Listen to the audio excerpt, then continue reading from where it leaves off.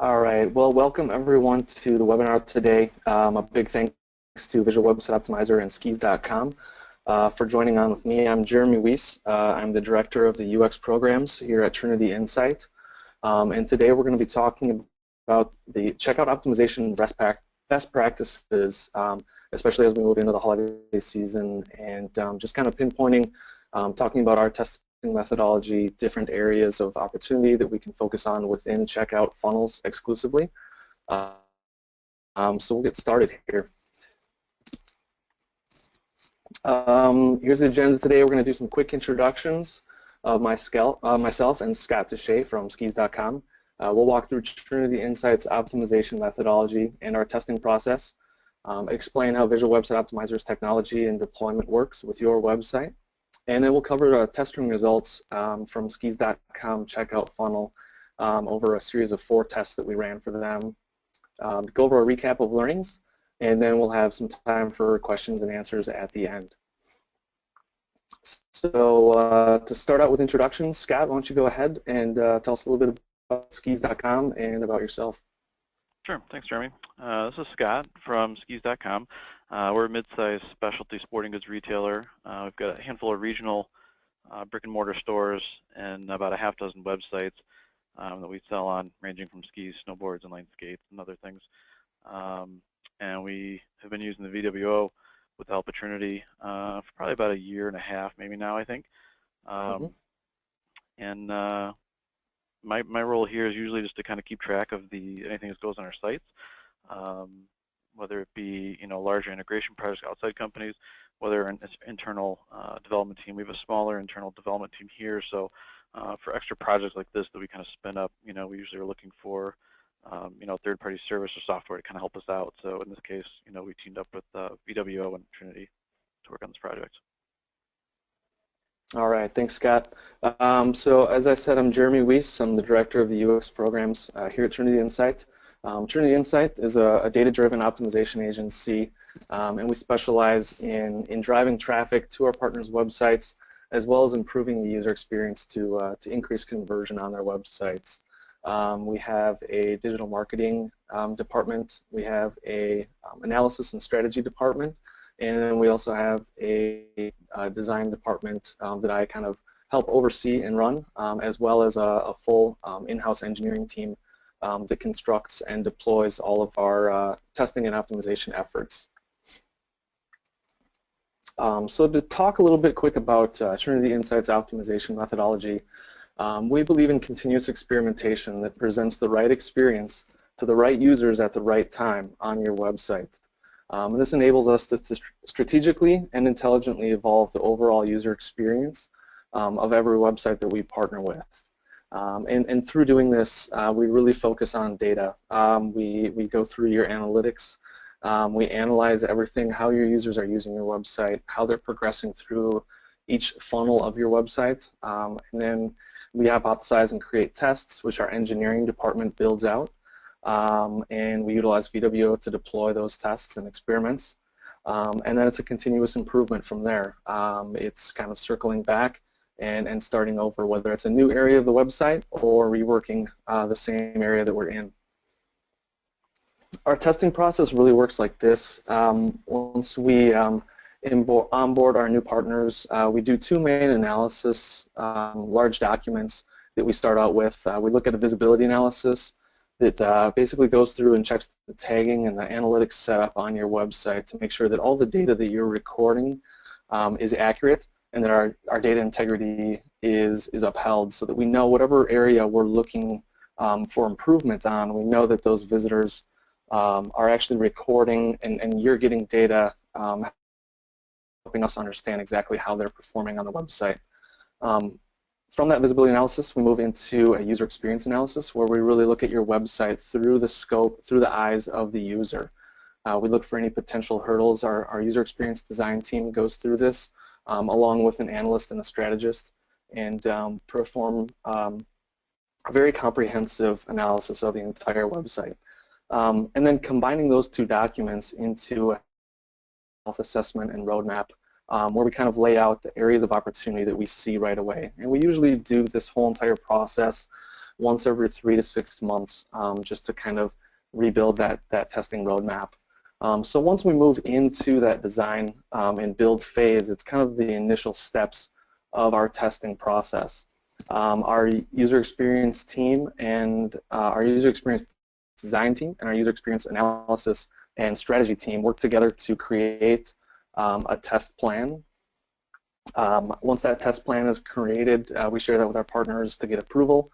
The test is then built out by our engineering team and launched, where that process runs and collects data that our analysis and strategy team then analyzes, creates a conclusion document, and then we decide our next steps from there. And like I said before, it's just a continuous cycle of looping around testing efforts in different areas of your website and constantly improving. So a little bit about how Visual Website Optimizer works on your website. It's a one-time JavaScript snippet ad that we place in the header of the website, and allows us to test and experiment on any page of your website. It basically performs, it provides a layer over the top of your website for us to work with and manipulate elements to present new experiences to the visitors. Within Visual Website Optimizer, you can create testing campaigns with a point-and-click editor, or you can actually add your own custom HTML and JavaScript through a more robust editor. VWO offers A/B testing, split URL testing, multivariate testing.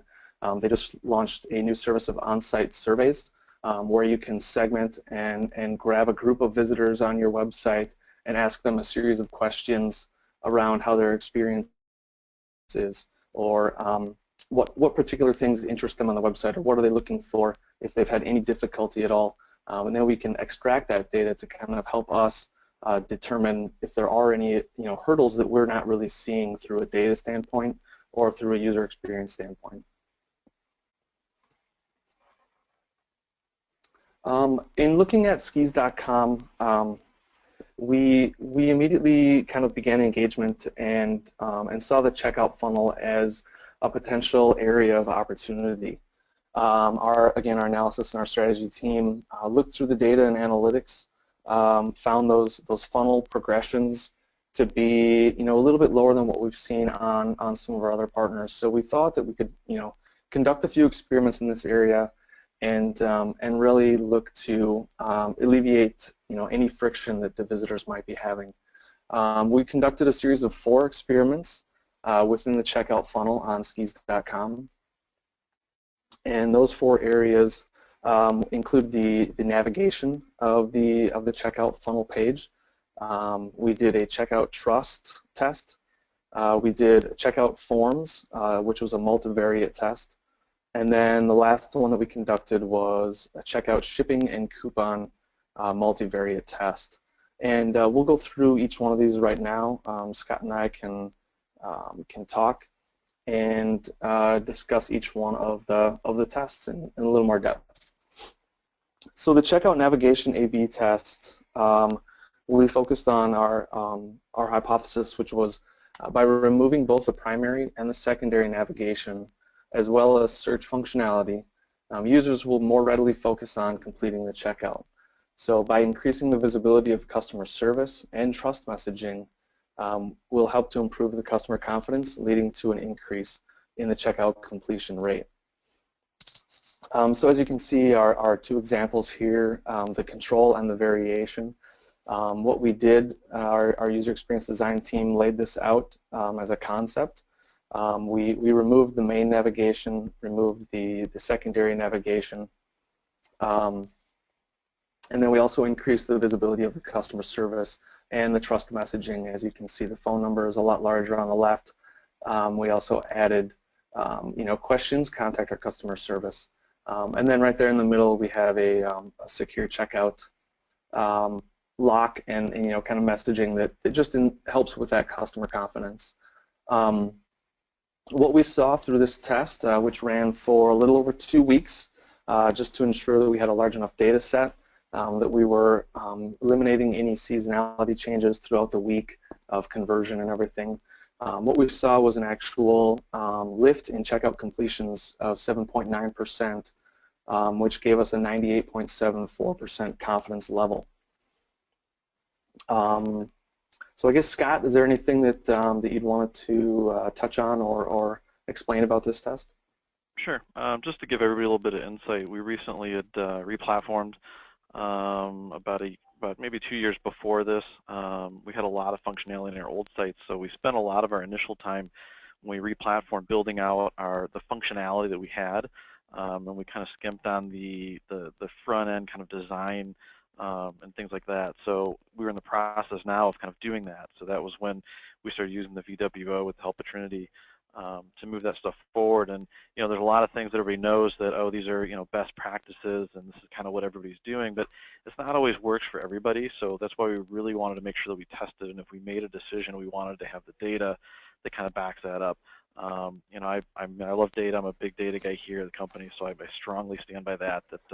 Whatever test we run, it's got to be backed up by the data. So this one, even though most people might say it's kind of a no-brainer, it may not be for every site and every scenario. So, for us, we said let's go ahead and put in the test, and obviously you can see this one won, which I think most of the slides we actually have today show kind of winning combinations. There is one that I think was a loser, and where it didn't work out, we thought, but you pretty much always have to, test and let the numbers do the talking. So.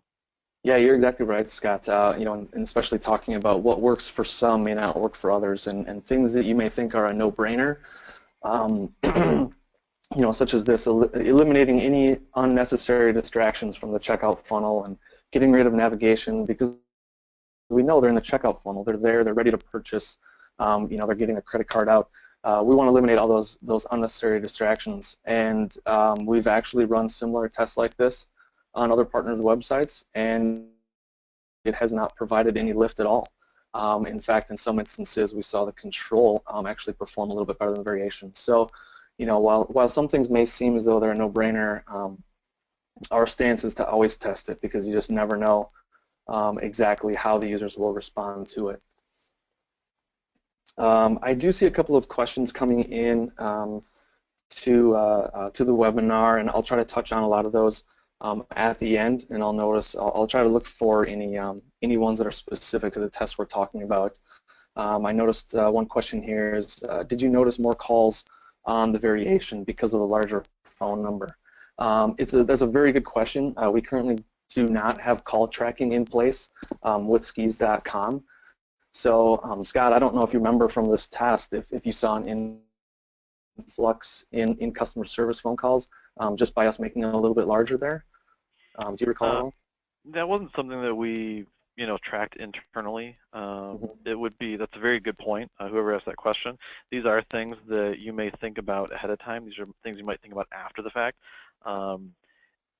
There may be a possibility anytime you change something that something's going to happen. It's going to be a good or a bad thing. So you make the phone number big and huge like that, yes, you may get a bunch more calls. Our call center generally can provide the service if there's an influx. This one was a period over 2 or 3 weeks, I think. So, and then since then, we've been running with this. I haven't noticed any issues. We haven't had to add additional staff outside of our normal ramp up for seasonality and things. But it's definitely something worth tracking.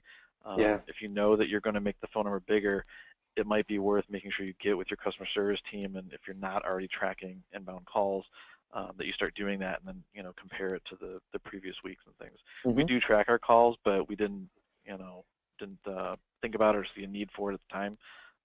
So I couldn't answer that whether it was up or down. Yeah. Yep. And again, a part of that, enlarging the phone number and also making the live chat online a little bit more prevalent in the header, we're also trying to apply a psychological understanding that that there is a phone number to call in case you need it. There is live chat here in case you need it. Really just kind of trying to improve that customer confidence as they're here on the checkout funnel itself, kind of completing the last step before placing their order. So not always necessarily a goal that we want more people to call, but it's almost a reassuring presentation there. So the next test that we ran within the checkout funnel was a checkout trust. It was an A/B test, and what we focused on was carrying over some trust icons that are present on the skis.com cart page. We really kind of wanted to build off of that previous test where we removed the header or the navigation, I'm sorry, and improve that customer service area. So what we did was we created our hypothesis that by introducing a highly visible trust and customer assurance images within close proximity to the checkout button, we're looking for an increase in conversion rate for this segment. So as you can see in the variation, we have a 100% safe and secure Shop with Confidence badge, and also a 100% satisfaction guaranteed, love it or return it. And these are both skis.com branded messages. They are present on the cart page. So when you're in the checkout funnel, you're in your cart, you're adding items, you see these messages, and also at that point, in that juncture in your checkout, you're given some consumer confidence there as well. And we wanted to really carry that over into the checkout so they could see it again, again, be reassured that all purchases are safe and secure, and that they do have a satisfaction guarantee, that if you don't love it, you can return it. So by adding these two badges and implementing an A/B test, we saw a 2.37% increase in checkout funnel completions, which with our data that was set at a 95.03% confidence level, which again is another statistically significant test. So, so with that, just kind of to talk about the confidence level a little bit, if our test experience's conversion rate lift is like 10%, and the confidence level is at 95%, and the confidence interval is between 5 and 15%, you can basically say that if we ran this test multiple times, that 95% of the time that conversion rate would fall between 5 and 15%. So there's always going to be fluctuation, seasonality changes, weekly seasonality, monthly seasonality in conversion rates, but the confidence level is what we use to determine statistically significant winners, and we always look to get above 95% on that. So Scott, is there anything that you wanted to add from this test? One of the things that we've always tried to do, especially with our re-platform, is to really try and keep our sites as clean as possible. On our old platform, we had, gotten under the old, oh, we got to add this and add this and add this. And we had all this stuff and all these widgets and everything everywhere. I mean, it was cool for the customers because like they had everything at their fingertips. And when we went to the new platform, we were trying not to kind of create the same scenario. So, we pulled out site backgrounds, even if they were just flat colors, and trying to keep our checkout like as wireframe as possible with very little distractions and movement, things like that. So we didn't think about, bringing this stuff in.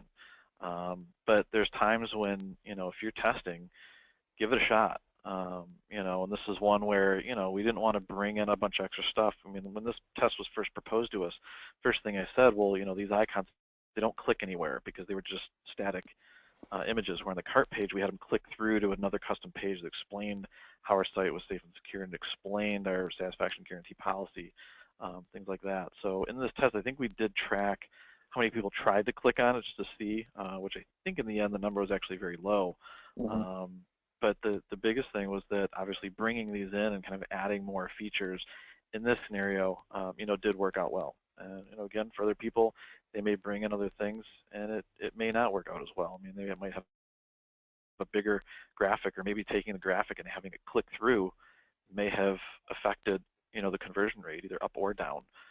That would be a scenario where somebody, if they wanted to, they could run the test again. Now that they know this one's the winner, now they could do a second or third variation of this to see if they can, refine it even more, which we haven't done on this test, but a few other tests we've actually done a second and third iteration as we kind of try and optimize certain scenarios even better. Yep. And just a couple of notes here too. I did notice, for whatever reason, on my screenshots that I took, that the Google Trusted Store badge is present on the variation, but you can't see it in the control. That was not part of the test. That skis.com actually has the Google Trusted Store badging on their website. So I think it was just my scroll depth when I took the screenshot that caused that to appear within the variation instead of the control. But there was one question about do we use the badges or did we test different trust icons here, or just the ones that were shown on the screenshot? We just tested the ones that are shown here in the screenshot. As I said, they were pulled right from the cart page, so we wanted to keep that consistency in the experience from the cart page and tie that into the checkout. So, but again, that doesn't mean that this is it and this is all we're going to test on this. I think you bring up a very good point on that question, that maybe there are different messages that we could use or different icons that we could use, and even look to experiment on a test where we test it on the cart page and then also in the checkout funnel as well, where we now have these badges in place. So good comments there. Also another comment, I noticed that the trust badges have switched order on your live site. Is this an example of you guys doing continuation testing to further optimize the trust messaging?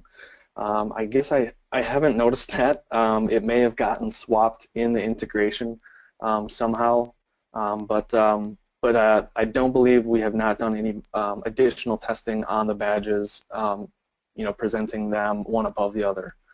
So that was probably that's just actually an interesting comment. There have been times, and Jeremy kind of brought that up, there have been times that, we've taken the code from the testing environment, that's been passed off to us, and we'd put it in. And sometimes we put it in, and sometimes we just continue to host it through the VWO platform. Yep. And we've noticed times where, there are manual mistakes where somebody may bring the code over, when we go to actually put it in the live code, and it doesn't get put in the exact same way. In this scenario, I'll have to go double check on this one to see if that was intentional or not, if there's notes. Other times we've had the VWO running, and we've had hosted changes where something is one, but then time may go by, and after we do 5, 10, or I think we're on 20 some tests now, maybe more, that tests may get kind of turned off, or maybe inadvertently mixed in with another one if there was some manual issues there. So one suggestion to everybody is always, when you're doing this, make sure you do your regression testing from now and then, just to make sure that everything is what you expected on the site, everything did get moved over, and the ones that you haven't put into your code base yet are still being hosted by the VWO and still running, things like that. So yeah. Nope, Scott, you bring up a great point, and that's one of the things that Visual Website Optimizer helps our partners with. I would say there's a handful of our partners that they don't really have an integration team. They don't have someone that they can hand off the code from our tests and give them to and say, can you code this on my website, so that once we turn the test off, all the visitors to my site will reap the benefits of this change that we made. So what we'll do is once we've concluded a test and found a statistically significant variation that has worked, we'll actually host that and push all traffic from your website into that variation, while our engineering team produces a code deliverable, produces a README file on how to implement that, and then hand over any imagery, HTML, CSS, JavaScript, anything that we've done to create that test, hand that off to the integration team to implement on the live site. So yeah, there are instances where we've had a variation that we're kind of hosting those changes through Visual Website Optimizer, and over time we may forget about them. Someone may edit some code on the website, and it always has the potential to disrupt things, because we are working with the presentation layer of the website and not the actual the server-side code. Another question here, what about using trusted service icons like BBB, the Better Business Bureau? We did have the cart page on skis.com does have a Better Business Bureau badge. We didn't carry that over into this specific test. I believe that we kind of wanted to limit it to 2, and we felt that the that the messages that skis.com has branded themselves may resonate better. And again, this is another opportunity, a great opportunity for looking into a potential follow-up test where we, where we carry over a BBB badge and display underneath the place order button, and those types of things. So I would like to throw a quick note on that one too. Yeah. On our old platform, we did have a lot of trust badges.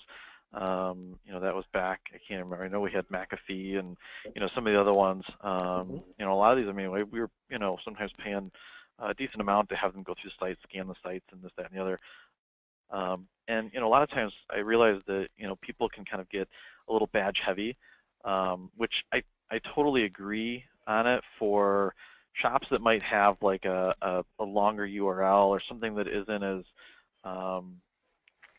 matter of fact. I mean, skis.com is, it's skis.com, and I think that in itself provides some credibility. Yep. We still try and create the trust badges. We still have a few. I have noticed over the years, though, that a lot of these companies that provide their trust badges, they do require you to have them host them, and you can't host the image. So it is another server that has to go hit and do the DNS lookup and all that stuff. There's time with that. I have done some site testing that I started including a lot of our trust badges, and I found that a lot of times some of the hiccups on our site with slow page loads is sometimes that asset that's not coming in, things like that. And they tend to usually have either a very low cache time or not one at all, and every time every page is calling a fresh image. So just, for you guys that are, looking into those, make sure you keep an eye on that. Try and host as many as you can yourself. Make sure you got cache times on them if you can. Things like that. Yep, very good points.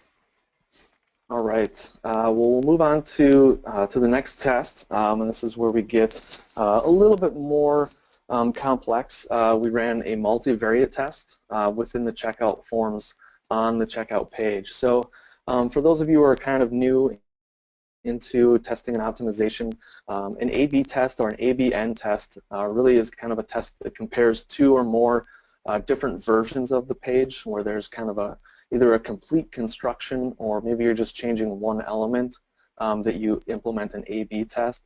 The multivariate test is created and built to compare variations of multiple elements in one test. So as long as the changes that you're making on the website are in different sections, but they can kind of play nice with each other, we can set each one of those sections up as different changes, and then Visual Website Optimizer combines all of them to create multiple combinations of a test.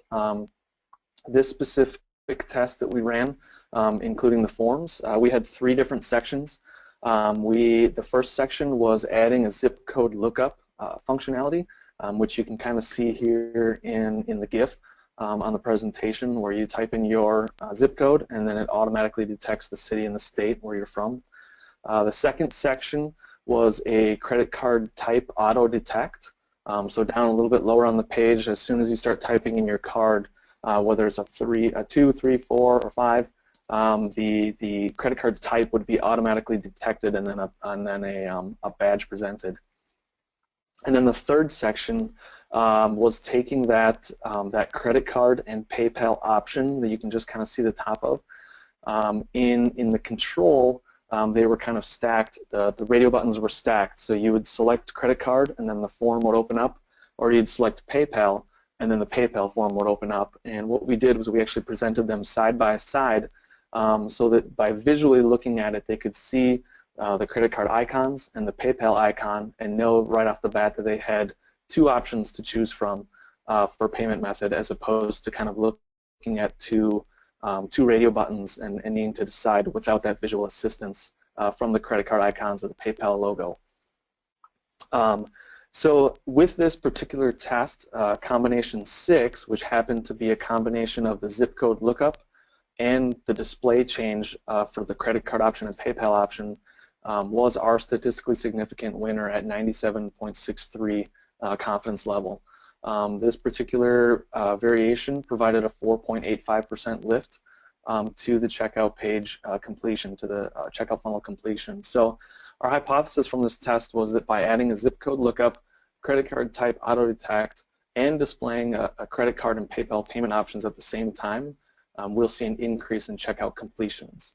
And while all of those things didn't necessarily contribute to an increase in conversion rate, we did find one combination that did provide a statistically significant improvement to the forms on their checkout funnel.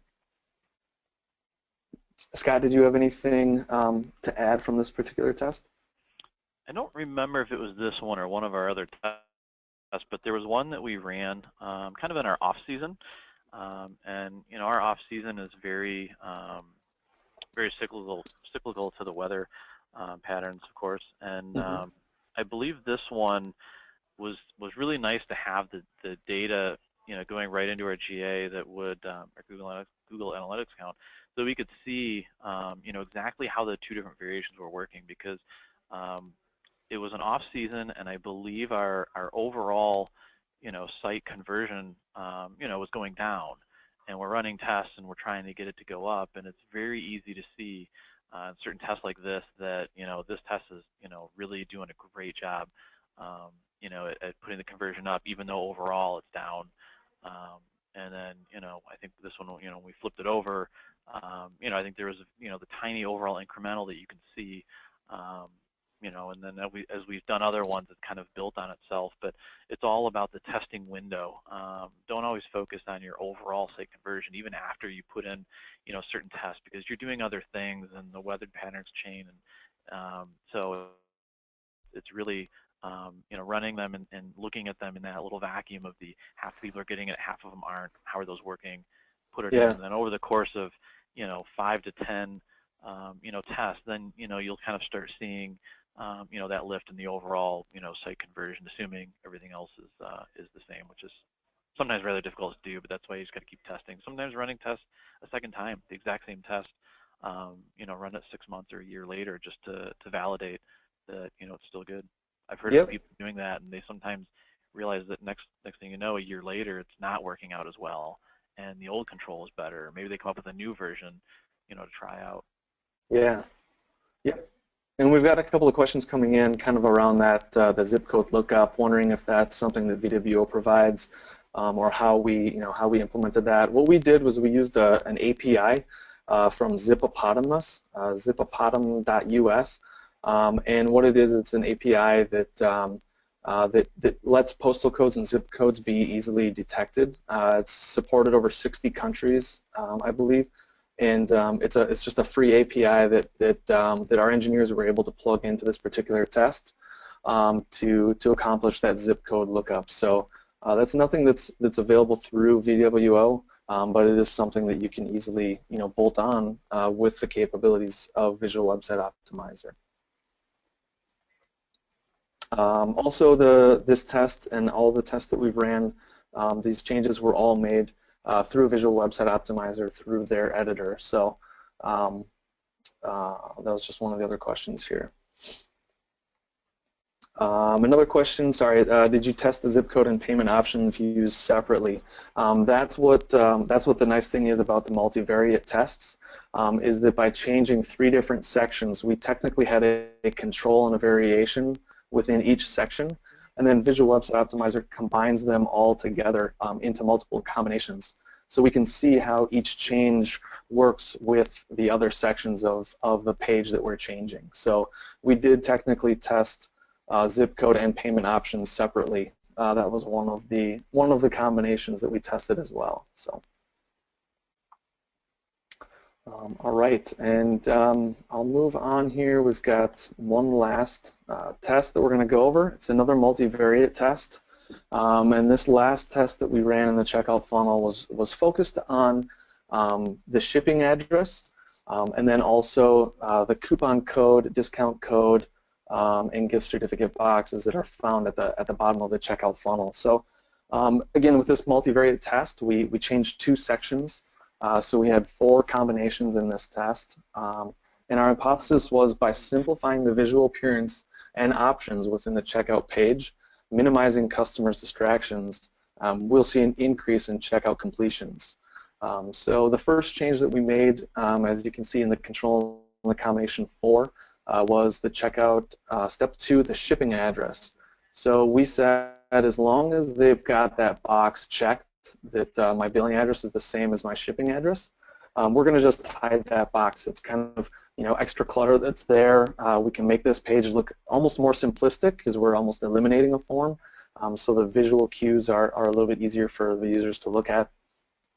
And then we found at the bottom of the website, or at the bottom of the page, enter your gift certificate or coupon code discounts, and also redeem gift certificate boxes. Those are sometimes seen as hurdles. If you have a coupon code box on your website, a lot of our partners will see people that exit the website, they go to Google, they search for coupon codes, We've seen a mixed bag of results between hiding these boxes and then keeping them displayed on websites. It's kind of a tough battle, because if you don't have current and up-to-date coupon codes out that are easily found within Google, people could potentially not check out on your website if they don't have a coupon code that works well. So it's one of those strategies that if you do have a coupon code that you're presenting on your website, we almost recommend just basically placing it right there in the box and just giving it to them, as long as you're not making them go out and search for it and potentially leaving the page. So one of our ideas was to kind of collapse these two boxes and not really hide this area, but almost de-emphasize it, and then ask them a question. Want to use a gift certificate or coupon discount code? Enter it here, and then by clicking that enter it here, it would expand open and then display those inputs. And what we found with this test was that it actually did not work. There was an 83.28% confidence level for the control. We saw a decrease in checkout funnel conversions because of this. And I think some of the analysis that was done after this test, we really thought about it more, that by hiding that shipping address box, we were making visitors trust that the information was also getting carried over into their shipping address. Whereas in the control, as they type it in, it's getting entered into that form on the right, and they can visually see and know that it is accurate and it is the same exact address. Also, another thought that we had with our analysis team was that we made it more difficult for people to enter in their coupon codes or their gift certificates by hiding that. They weren't maybe necessarily looking for it below the payment method. So, this particular test, again, while some things may work for others, while some things may seem like a no-brainer, there are times indeed that they don't actually work. So, Scott, did you have any follow-up on that? No, that was pretty well laid out. I think we did do another test as well on this one to follow up, where we did the same type of layout on the cart page as well, which that one also, did not prove any lift. But I've seen it on a lot of sites. I don't know if people just throw it in or if they've tested and put it in. So I'm sure for some people somewhere this does, help kind of mitigate that. For us, we don't have a lot of coupons that we do. We do have some affiliates out there that every once in a while will give them some special, offers that can't be combined with the on-site offers. So every once in a while we see, a lot of people kind of come to the site, they go bounce out, hit an affiliate, come back, and, we did just kind of waste paying that affiliate commission. So you touched on this before, and we actually have a version that we were going to do. It's never made it out to production yet, but we've got it ready to get fine-tuned. But it's going to actually let people, it'll say like, looking for a coupon code, and we will pop it up. And we do have a page on our site where we have all of our current promotions. Doesn't always include the coupon codes that we kind of put out there. Sometimes it does, sometimes it doesn't. And we're going to link them to that page. That then when they get to that, they kind of see, oh, okay, here's all their deals, and there is a coupon here, so that must be as good as it gets. And if it's 5 or 10% off, then they probably figure, oh, that's as good as it's going to get. So let's just put that one in and do it, which for us works out because then we don't have to pay, the affiliate 10% and make them pay full price. We'd rather almost just, give them the deal on the product, because they're more likely to kind of share that with, friends. Oh, I got 10% off here, as opposed to just, going through the affiliate, and the affiliate's giving them 5 or 10% because they're scraping some, or however we have the deal set up with them. So something to think about. Yep, definitely. And a couple of questions that we have here. Let's see. How did you know if it's the shipping address removal that was depressing conversions? It's hard to say. It is very hard to say. That was just one of the thoughts that we had. Every time that we kind of have a hypothesis that's proven wrong, we always have to go back and think about, what is it that may be a potential hurdle here still, and why, why did this particular change not work? Again, it's just one of the ideas that we had as to why it maybe didn't work, just because it was one of the things that was changing on the page. Another question, did you try to move away from a single page checkout into multiple step checkout? That's really something that it's able to be done as long as your platform does have those options. It can be done with a split page URL test, where basically if we have checkout one page.html and then checkout one, checkout two, checkout three, different steps to a checkout process, it could be implemented through a split URL test. But the way that we set up these tests using HTML and JavaScript and CSS changes, it is more difficult because of the forms that are on the page. Trying to break those out and then creating pages, it can prove to be a little bit more difficult. Scott, in the history of Skis, have you guys ever had a multi-step checkout as opposed to this one page? Yeah, that's actually a really good question. We've had lots of internal discussions over the years. Our old platform came with a three or four page, I think, and eventually we had converted that down to a one page. And then we went to the new platform. Out of the box, it was the same thing. That one, I believe, had a three-page checkout. So one of the first things we did was we wrote it within the platform. It allows some custom scripting, and they have a fairly decent A/B testing tool, or it's actually like an ABC. You just can't do multivariant. So we built it out in there, and we actually did test the out-of-the-box three-page, and then we had two versions of a one-page. We had one where it was all stacked, so it went billing or shipping and billing, whichever one was first, and then the rest stacked all the way down, and there wasn't that right-hand column, and each section would accordion. So as you finish the section, it would wrap up the one with like a little summary, and then you go to the next one, and then there was another version that's the one that you guys are seeing today. Sure. And the one that we have here is the one that won. Now that was done in-house, custom scripting with our platform, and we did not do that. That was before we started using the VWO. I don't know if we could do it with a VWO.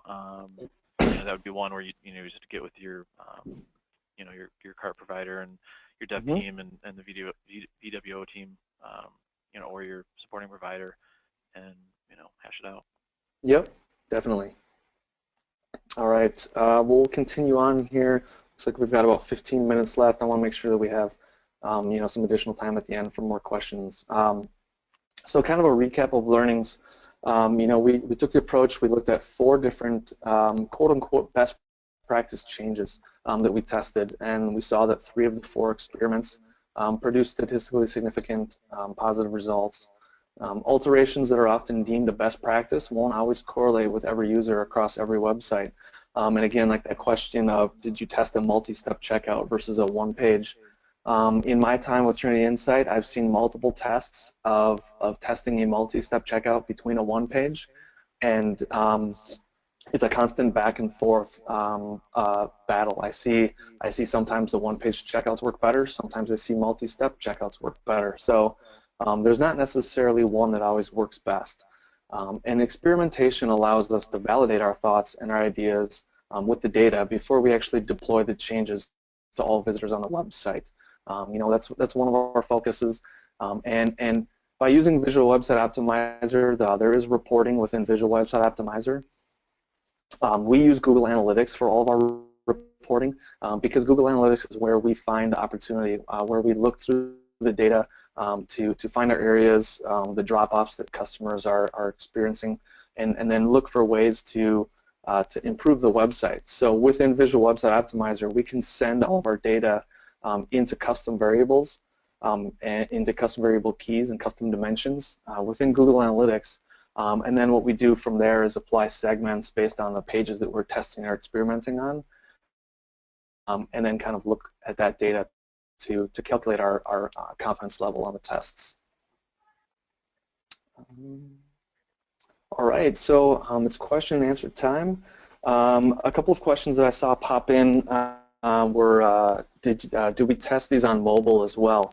When we implemented these tests, skis.com did not have a mobile responsive website, and typically our partners that don't have a mobile solution, whether it's an MDOT or a responsive website, we typically just focus on testing the desktop and tablet versions of the website.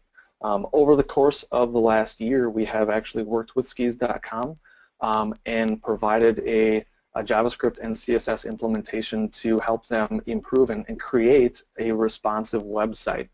So by taking the exact code base that they have right now, we have helped them integrate a responsive design website. So I'm sure our analysts and our strategists will begin looking at opportunities that we can test on that mobile site and probably correlate some of these same exact changes into that mobile site to test those out as well.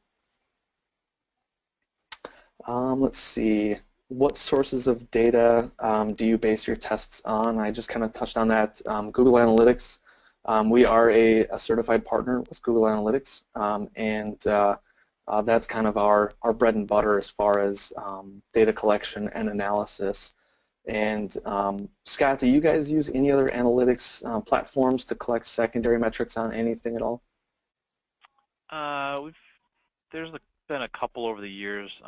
Nothing that we use, is overall, over-encompassing like GA. I mean, that's all we use. That's what we rely on. Our web platform does provide some. So for specific questions, we do find ourselves going into our platform analytics over GA analytics, and then there's a couple other, kind of third-party things that we have going on the site that, are tracking very specific things, like, product recommendations and things like that, and we go to those pieces for that usually. But for all this, this stuff through the VWO, it's all in GA. Yep. Another one of the questions coming in, were you able to set up test 1 and test 2 simply with the VWO editor? Or do you mostly rely on custom script even for these kinds of simple tests? Thinking back to test 1, there are certain things, limitations, I guess, that we might have, but I think that a majority of the changes that happened on test 1 with the navigation could potentially be done with the easy kind of what you see is what you get editor within VWO. And even the second test there where we included the trust badges, that could be done. It could be done with the VWO editor. Almost 99% of our tests that we do with Trinity Insight with all of our partners, we're done through the custom editor. So we do everything with JavaScript, HTML, CSS, and then kind of touching on that whole process again too. Once these tests are built out, we do extensive QA testing across multiple operating systems, multiple browsers, and also multiple devices when we are testing across desktop, tablet, and mobile as well. All right. Let's see. Another question, do you use the heat map for test analysis or do you rely on click-through? Those are other areas of opportunities that Visual Website Optimizer has. You can launch heat maps and click maps on pages of your website, and we occasionally look at the heat maps. If there's times where tests are really stumping us and we're not getting accurate click-through data within analytics, we will use the heat maps and the click maps that are from Visual Website Optimizer to try to help us kind of paint a better picture on that. Any reason you use a Visual Website Optimizer over the competitors? We've been working with Visual Website Optimizer for over 5 years now. We're very happy with the platform, and for us, for Trinity Insight, it's it's really just kind of a tool in our tool belt of the capabilities that we can do. But Visual Website Optimizer has been very responsive to our feedback and improving their platform and their tool over the years. So we really enjoy working with them. There's a question here for Scott. What platform do you use? I believe, Scott, you are on Demandware, right? Yes, Demandware. Okay. All right. Are heat maps expensive? Nope. Heat maps are included in the cost of Visual Website Optimizer. So with your payment to Visual Website Optimizer, you have ability to A/B test, multivariate test, heat maps, click maps, the new on-site surveys tool, which is really nice to collect kind of more user feedback and answers to questions from them. So that's all included with the Visual Website Optimizer platform. Right. So I'm trying to go back through some of the previous questions. We've got about 6-7 minutes left. I think I've covered almost everything. And again, if there's any questions that you think of after the webinar is concluded, please don't hesitate to email us at info@trinityinsight.com. If you are ski or snowboarding enthusiasts, don't hesitate to go to skis.com and shop for anything. I know the season is pretty close. I'm in Minnesota, so thankfully there's no snow on the ground yet, but I know it's only a matter of time before the white stuff will be everywhere. But I wanted to thank Visual Website Optimizer again for letting us do this webinar, and thank you to Scott and skis.com for joining us as well. And also thank you to all the participants that listened in today. Hope you got some actionable insights into testing and optimization.